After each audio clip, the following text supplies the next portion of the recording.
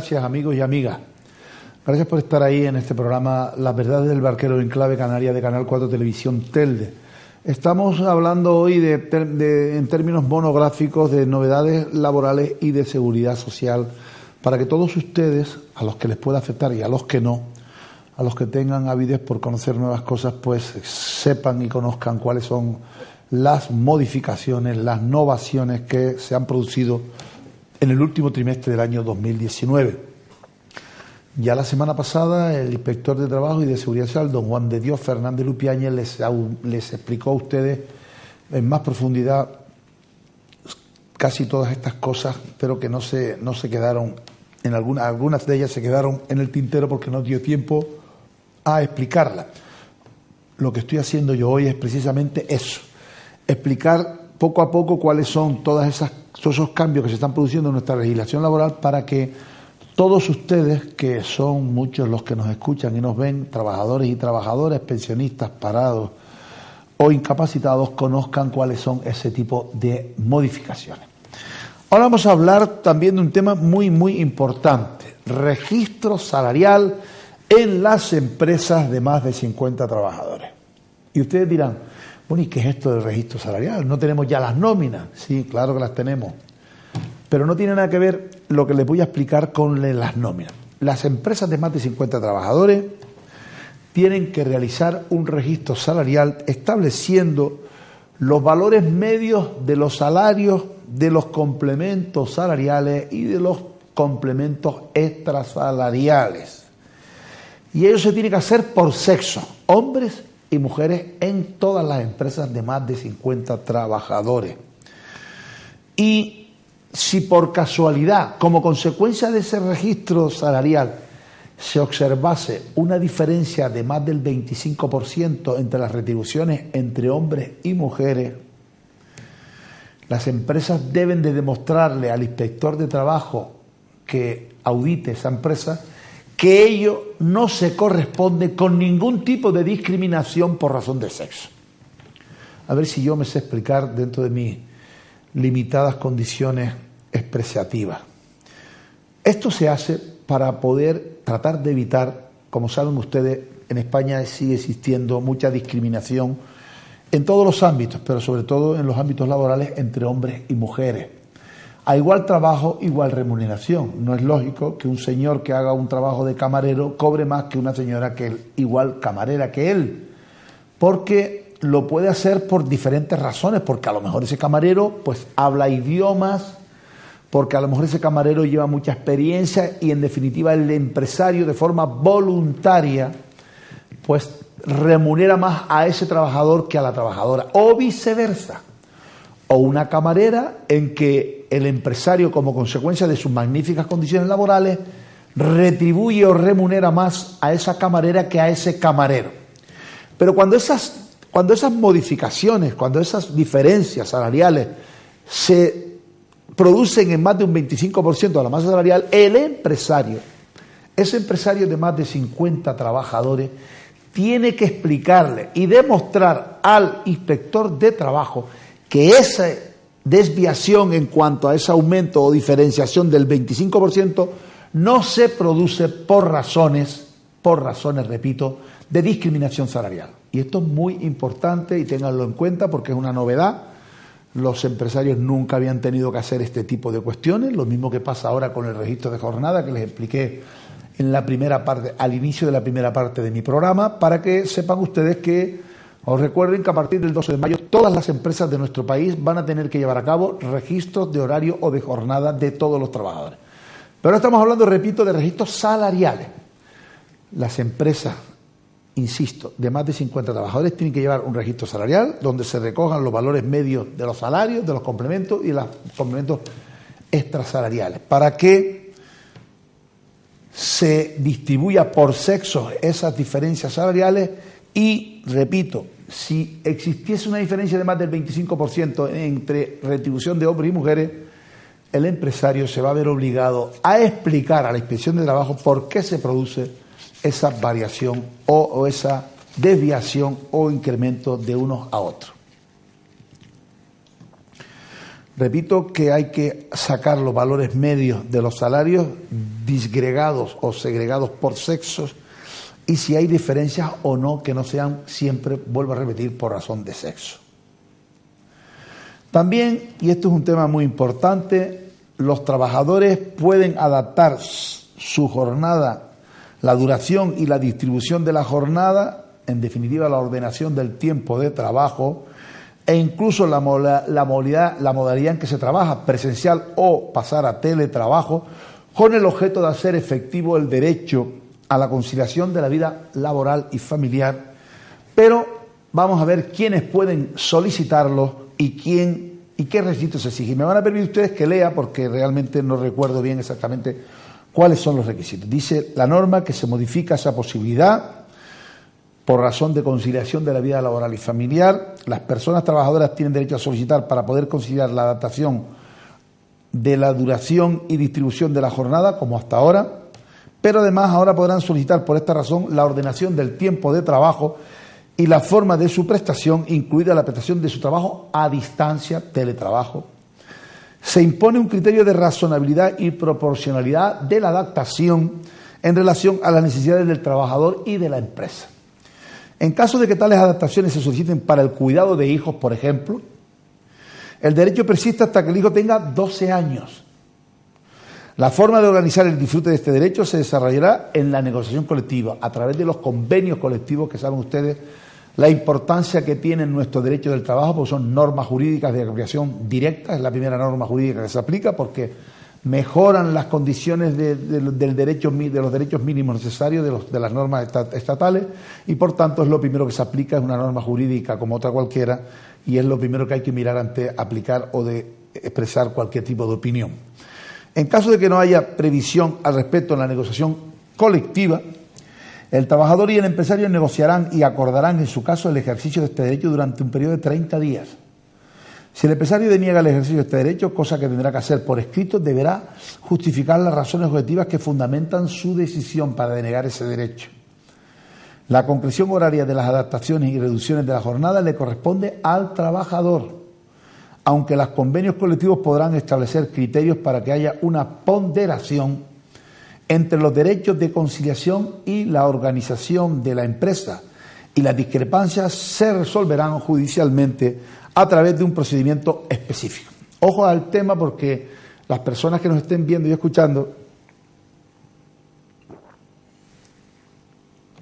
tienen primero que nada, antes de solicitar de las empresas estas modificaciones, asesorarse bien con un asesor laboral para no cometer errores y para saber si tienen derecho, no porque todo el mundo, vuelvo a repetir, no va a tener derecho a este tipo de adaptaciones para poder pasar su jornada, incluso en vez de hacerla presencial, a la modalidad del teletrabajo. Saben ustedes que el teletrabajo es aquel que se presta en tu propia casa, fuera del centro de trabajo habitual, y es exactamente la misma relación laboral que si estuviera presencial en el centro de trabajo, pero con una serie de condiciones y requisitos que sería muy largo y prolijo ahora enumerar aquí, y que yo algún día me comprometo a explicárselos para que todo el mundo sepa a qué atenerse, pero en definitiva son modalidades de trabajo que ya están implantadas en el Estatuto de los Trabajadores desde hace muchísimos años, pero que cada día cobran más importancia. ¿Por qué?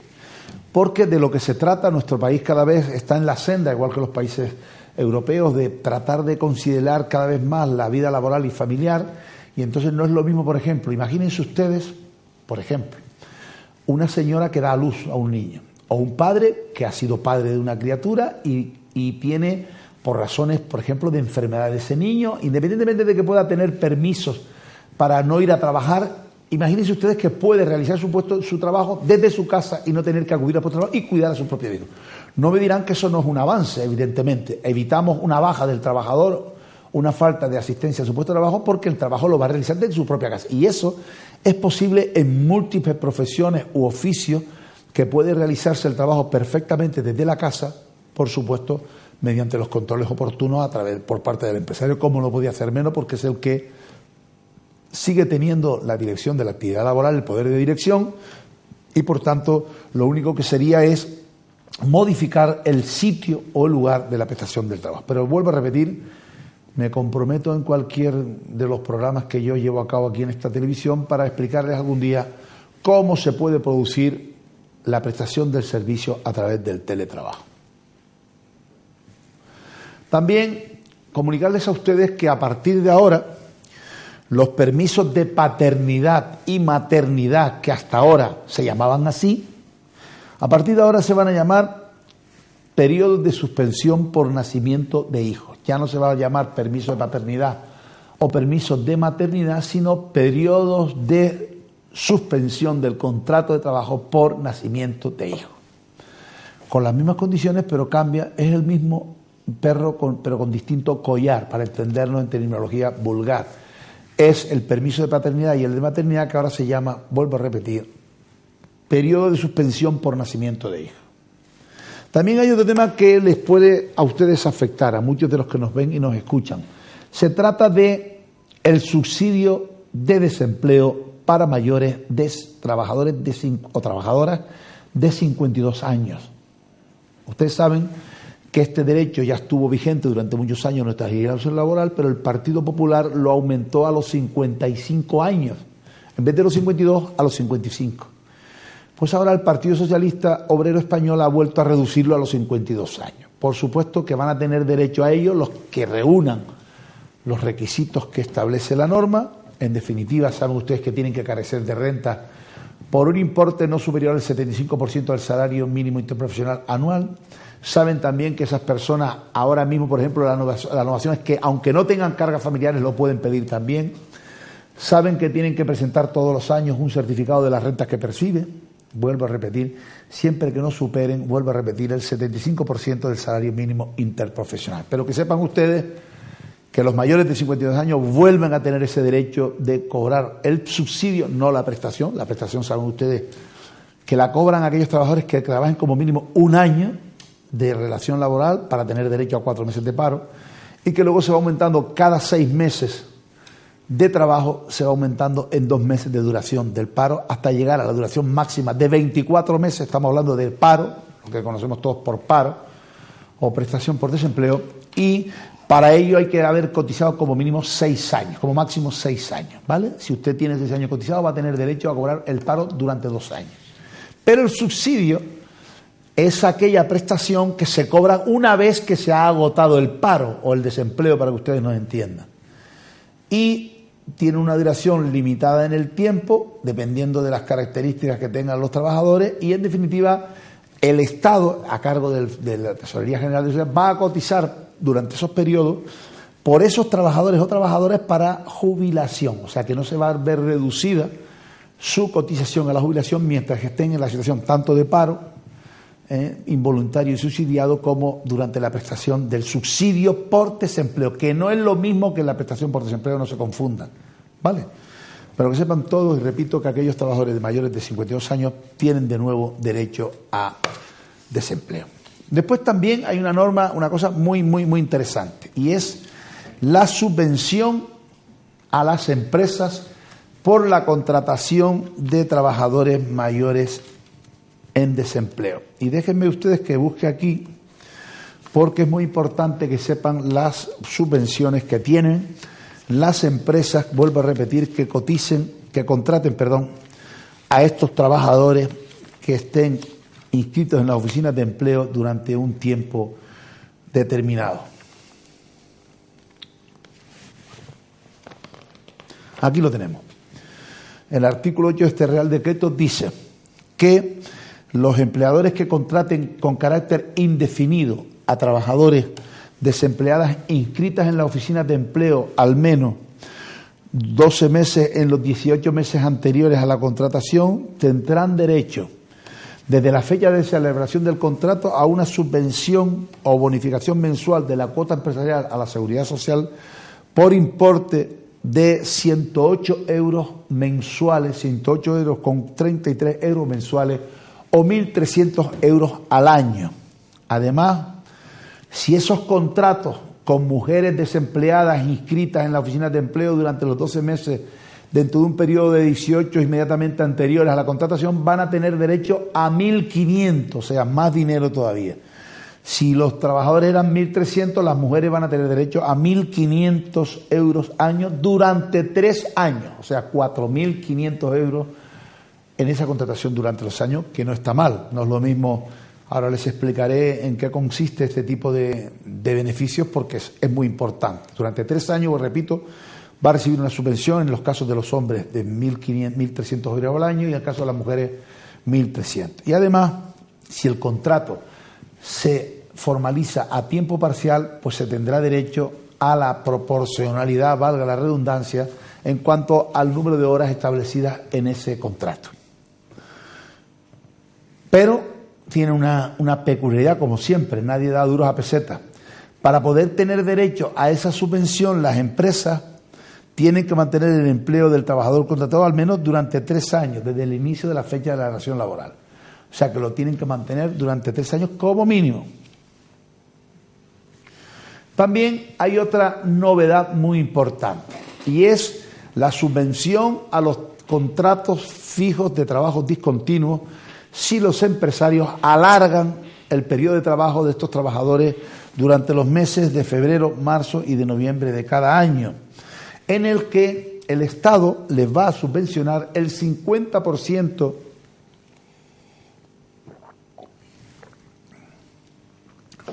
de la cuota empresarial a la seguridad social por contingencias comunes. ¿Qué quiere decir esto? Para que lo entiendan.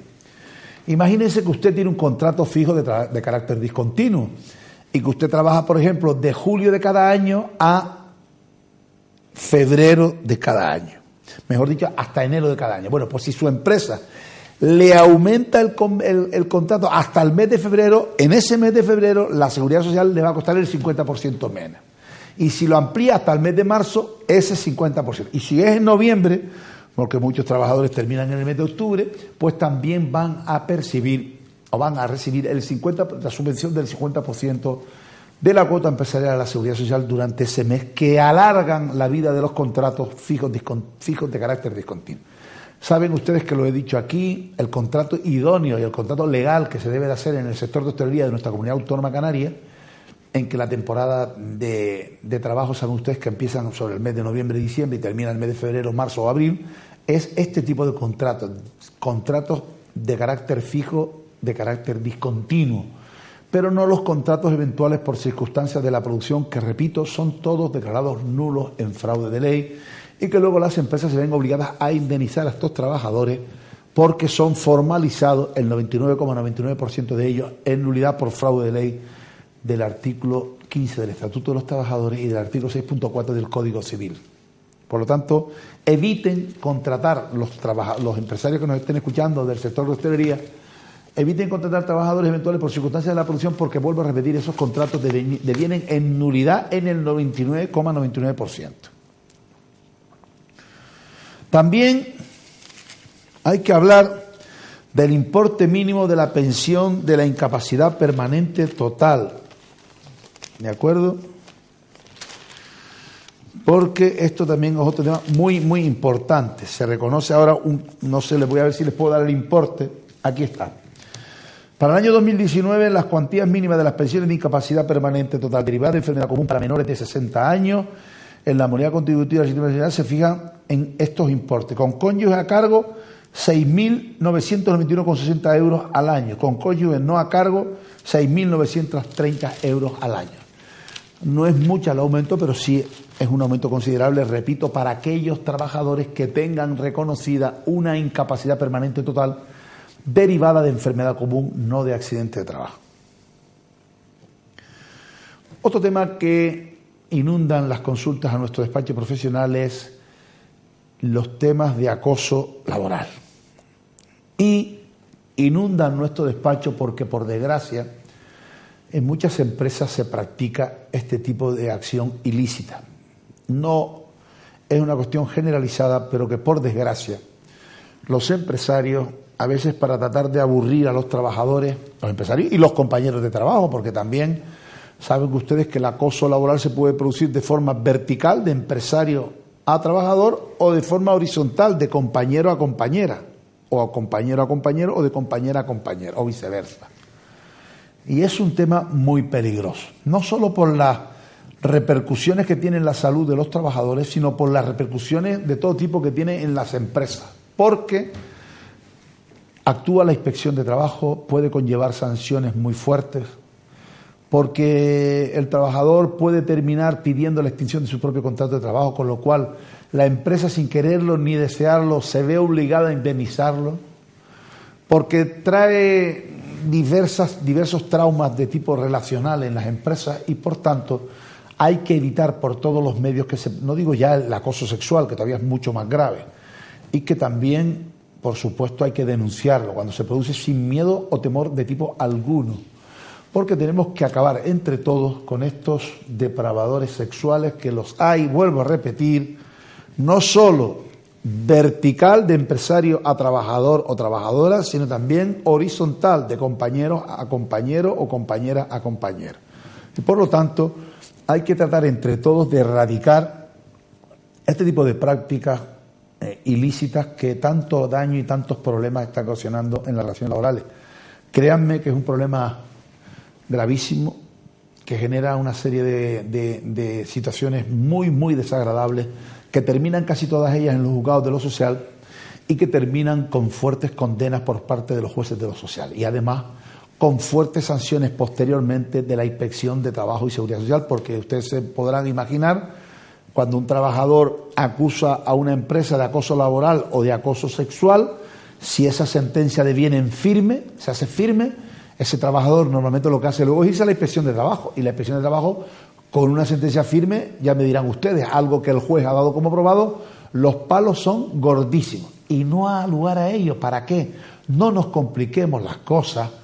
Cuando un trabajador no se adapta al puesto de trabajo o la empresa no lo considera válido, lo que tiene que hacer es negociar con ese trabajador para llegar a un acuerdo, o bien a través de una indemnización correspondiente, o bien de un acuerdo laboral, pero nunca llegar al acoso, porque el acoso, vuelvo a repetir, aparte que es muy desagradable desde el punto de vista humanitario, es un tema que suele dejar mucha huella, y sobre todo huella maligna, sobre todo en los trabajadores y en el empresario.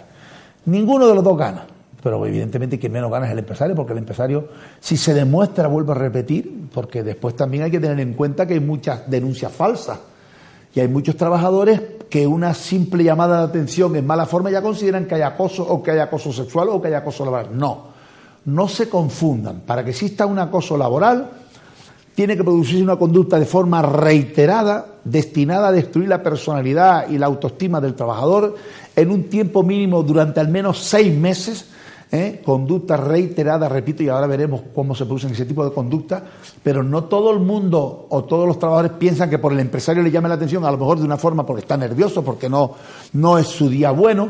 No consideren que cualquier llamada de atención es un acoso laboral, porque no lo es. Ahora veremos cuándo se produce ese acoso laboral.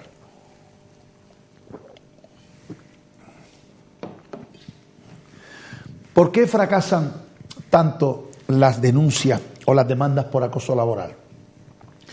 Fracasan, y en un gran porcentaje, porque los trabajadores, repito, no pueden probar la comisión de ese ilícito laboral por los empresarios, por múltiples facetas. El trabajador, cuando esté bajo el efecto, considere que está bajo el efecto de un acoso laboral, lo primero que tiene que hacer es, por escrito, repito, ponerlo en conocimiento de la empresa, con sello de ese documento de comunicación, para que en todo momento pueda decir, mire usted, yo comuniqué que estaba sufriendo acoso laboral por mi compañero de trabajo, o por el jefe de la empresa, o por tal encargado, y lo comuniqué a la empresa para que tomara las medidas oportunas y aplicara los protocolos que eviten que se siga cometiendo ese tipo de ilícito.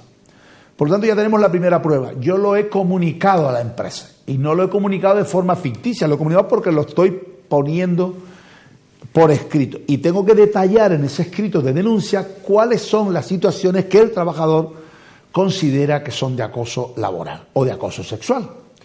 Por eso yo siempre digo que los trabajadores y los empresarios deben de asesorarse bien, acudir a despachos de buenos profesionales para que le asesoren bien y no metan la pata, porque vuelvo a repetir que en estos casos, por desconocimiento, la mayoría de las veces se pierden los juicios. Cuando son juicios que pueden estar ganados de calle por desconocimiento en la aplicación de las medidas o la la aplicación de las medidas para atenuar o acabar con ese tipo de situaciones, porque vuelvo a repetir, el acoso se puede producir entre compañeros de trabajo por falta de conocimiento, de buen asesoramiento, se producen hechos lamentables. Por lo tanto, el acoso laboral se puede producir de forma física, de forma directa, ¿de acuerdo? Se puede producir mediante la proliferación de insultos o de amenazas. Tú no sirves para nada, tú eres un cero a la izquierda, mejor estuvieses en otra empresa, no sé cómo tu madre te parió, en fin, cosas de este tipo de carácter ofensivo desde el punto de vista personal, incluso físico. Por amenazas, como sigas así, aquí no vas a durar un día, etcétera, etcétera. Por desprecios de todo tipo, por burlas o difusión de rumores en su contra, etcétera, etcétera. Cuando usted sea objeto de ese tipo de situaciones, lo primero que tiene que hacer, repito, desde el primer día, desde el minuto cero, en que usted esté convencido, sea hombre o mujer, que la empresa está cometiendo un presunto acoso sexual, debe de ponerlo por escrito en conocimiento de la empresa. Sea realizado por un compañero de trabajo o sea realizado por el propio empresario. ¿Para qué? Pues para que la empresa sepa y conozca que eso se puede estar produciendo y tome las medidas necesarias para evitarlo o erradicarlo de forma definitiva, y también para que conozca el hecho en sí. Y además también al trabajador le sirve como prueba ante la inspección de trabajo o ante el juez de lo social de que lo comunicó fehacientemente y la empresa no adoptó medida de tipo alguno para acabar con ello. Que eso es muy raro. Las empresas serias, desde que un trabajador comunica, no digo ya acoso sexual, que es mucho más grave y que puede terminar, como saben ustedes, en condenas de tipo penal. Pero cuando una empresa seria se le comunica por parte de un trabajador que se está produciendo un acoso laboral, si no es por el propio empresario, las empresas serias inmediatamente toman medidas.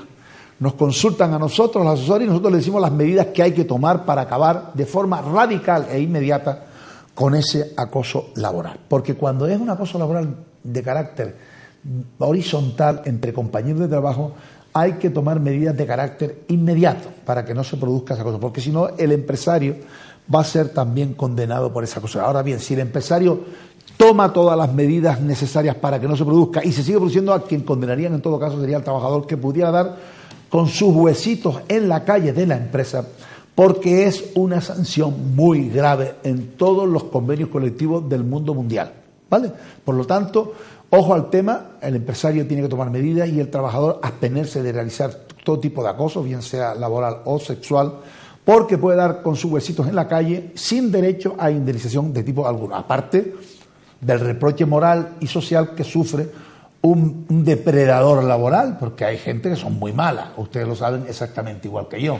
Lo mismo que hay gente muy buena, hay gente muy mala, que por celos, por envidia, por el quítame allá esas pajas, como se suele decir, suelen tomar represalias con compañeros de trabajo o compañeras de trabajo y hacer la vida laboral imposible. Y mire usted, uno no está para eso, como se suele decir. En el trabajo hay que estar disfrutando de lo que se hace, porque el trabajo dignifica a las personas y en el trabajo se puede disfrutar de la vida, pues como se disfruta la vida familiar o la vida personal. Por lo tanto, no hay que aguantar a eso a nadie. Cualquier trabajador que esté en situación debe de comunicarlo inmediatamente, repito, a la empresa.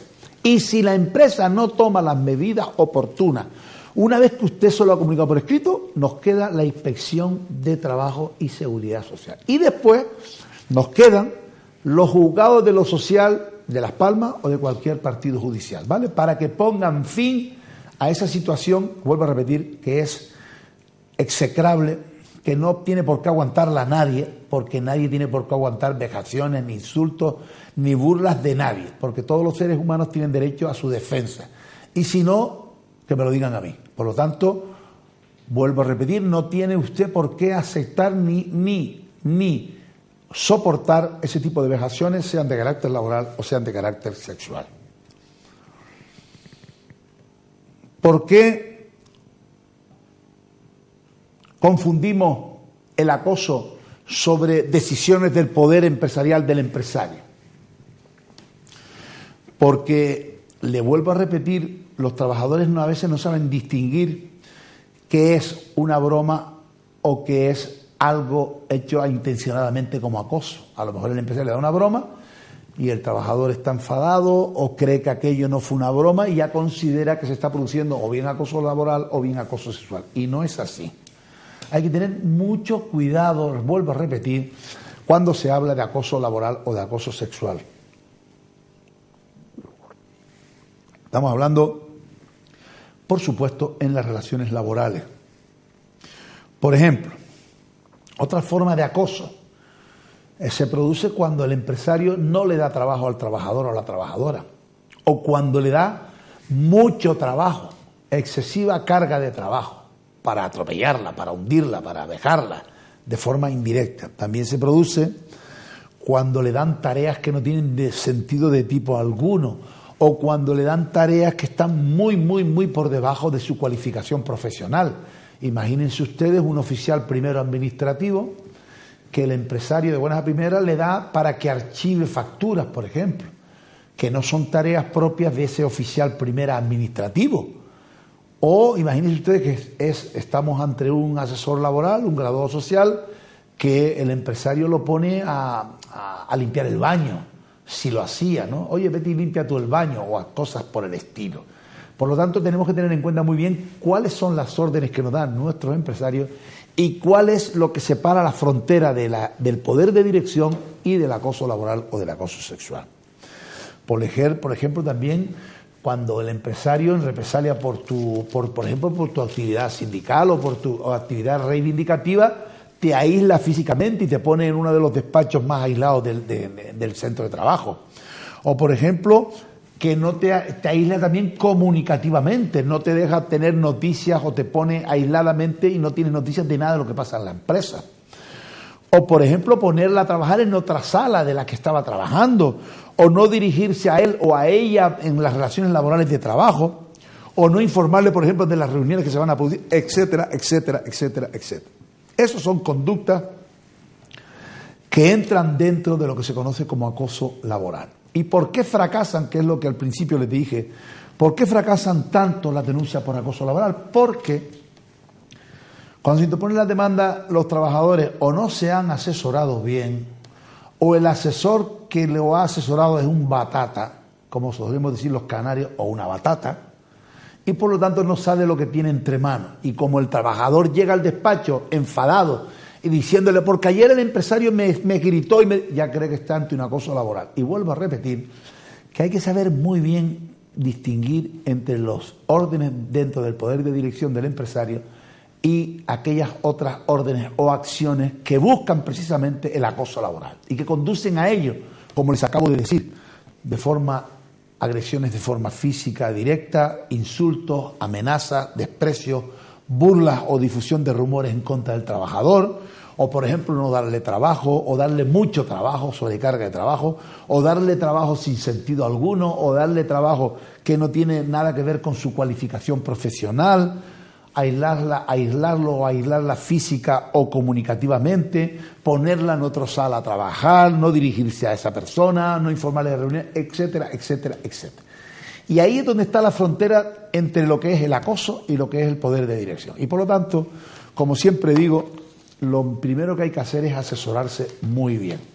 Les ofrecí y les dije al término de la primera parte de nuestro programa que hoy nos íbamos a dedicar a hablar, les iba a hablar a ustedes de los despidos nulos. Miren ustedes, los despidos nulos en nuestro ordenamiento jurídico laboral tienen la obligatoriedad de que los empresarios tienen que volver a reincorporar al puesto de trabajo al actor, al trabajador, a la trabajadora que ha despedido. ¿Y por qué se producen los despidos nulos?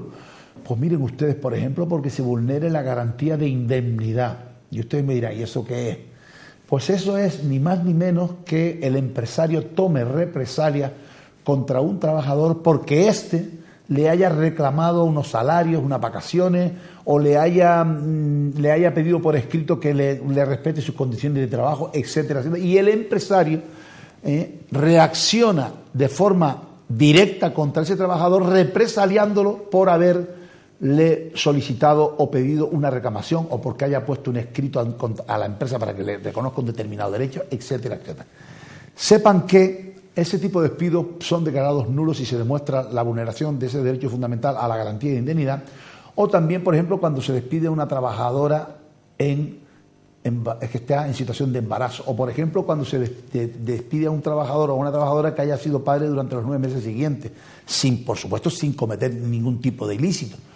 O, por ejemplo, como les decía antes, la nueva novedad, cuando se despide a una trabajadora en el periodo de prueba cuando está embarazada, etcétera, etcétera, etcétera. Por lo tanto, tenemos que tener mucho cuidado con los despidos que llevamos a cabo, porque es el peor despido que le puede pasar a una empresa, porque las condiciones son las siguientes. Si usted pierde el pleito, el empresario tiene que, repito, volver a reincorporarla, aunque no le guste. Imagínense ustedes cómo tienen que estar las relaciones laborales cuando usted despide a un trabajador. La convivencia laboral no es pacífica, no es normal.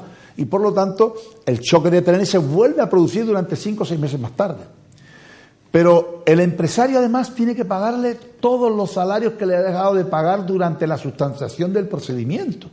Durante el tiempo que dure entre el despido y la sentencia, todo ese periodo de trabajo, tarde en 5 meses, 8 meses o 10 meses, se lo tiene que volver a pagar el empresario. Por supuesto que si el trabajador está en desempleo o está en otro trabajo, deduciéndole esas cantidades, pero se lo tiene que pagar el empresario que despidió, tiene que pagar al 100% el salario.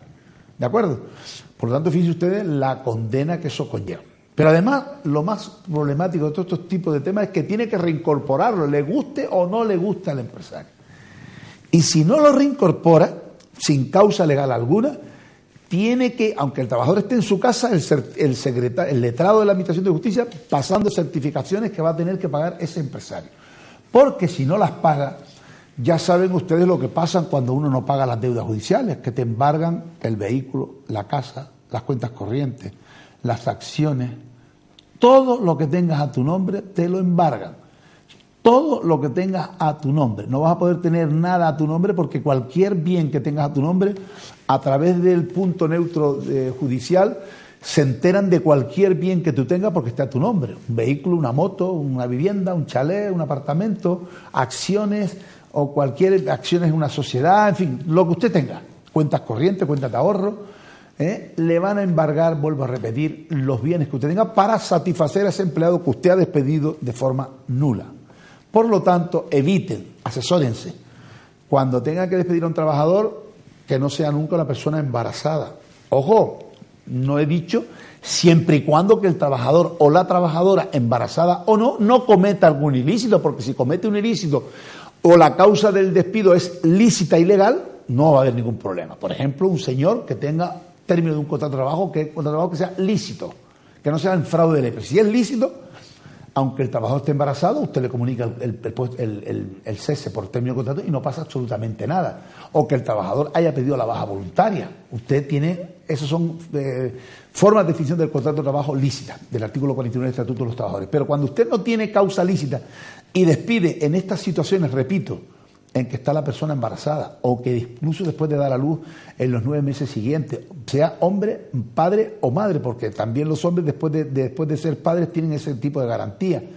Personas, vuelvo a repetir, que el juez haya ordenado reincorporarse a su antiguo horario de trabajo después de una modificación sustancial y que usted no lo haga. También, todos son despidos nulos que, vuelvo a repetir, y no quiero ser pesadito porque a veces me paso de pesadito porque quiero que la gente lo tenga muy claro, les puede costar a ustedes un ojo y parte del otro, porque económicamente puede, de hecho no es la primera vez que hunden a clientes míos como consecuencia de ese tipo de sanciones, porque no hacen caso a las orientaciones, se empeñan en despedir, el despido es declarado nulo y la empresa muchas de las veces no pueden hacer frente a esas condenas que son económicamente muy importantes.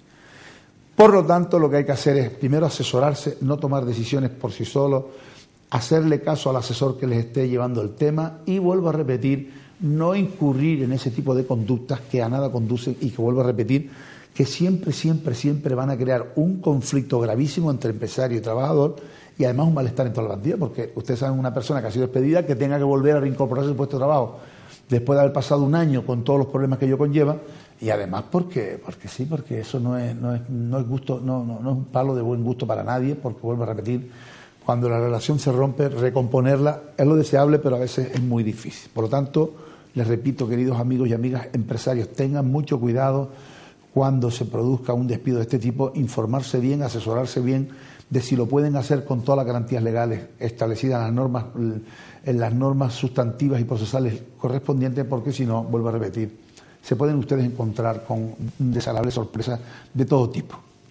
Amigos y amigas, hemos llegado al final. Llevo hablando 90 minutos menos 5 de publicidad, llevo hablando 85 minutos sin parar. Y se me seca la boca mucho porque evidentemente no se puede hablar tanto sin tomar agua. Pero espero que ustedes, durante esta hora y media en que les he hablado, hayan aprendido algo, hayan sacado algo en claro de mis explicaciones, de mis humildes explicaciones, que son ellas con la mejor intención, que no me creo mejor ni que sé más que nadie, que me equivoco también. Y si me he equivocado en algo de lo que les he explicado, pues les pido perdón y punto. Pero están hechas, vuelvo a repetirles, con la mejor intencionalidad y con todo el conocimiento, mucho o poco, que yo tengo. Muchísimas gracias y hasta el próximo jueves, si Dios quiere. Buenas tardes y no nos olviden la próxima semana en este programa, que es el de ustedes siempre, La Verdad del Barquero en Clave Canaria, de Canal 4 Televisión Telde. Buenas noches.